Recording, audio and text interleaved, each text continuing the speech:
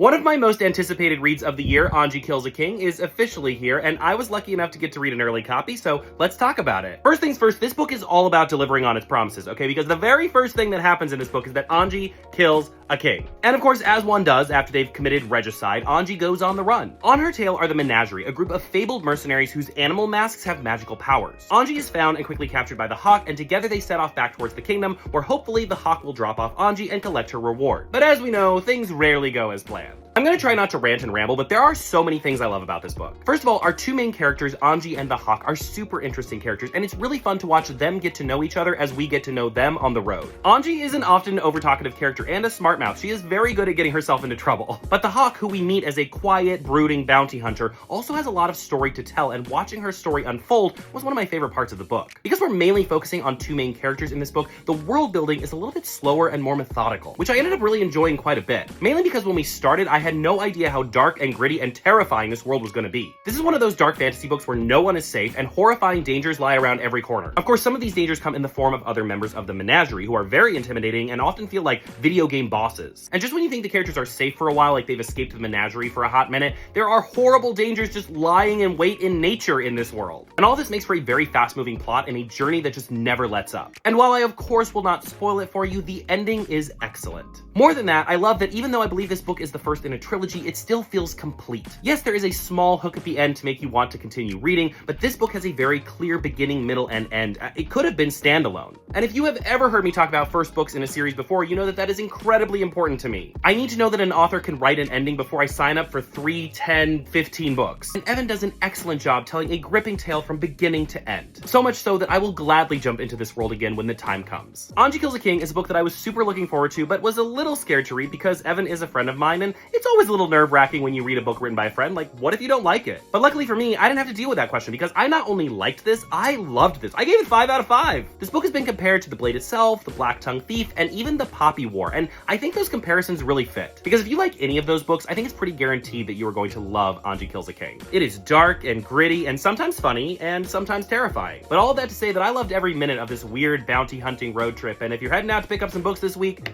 this is definitely one you should give a look at. If for no other reason than to look at this cover. It's gorgeous!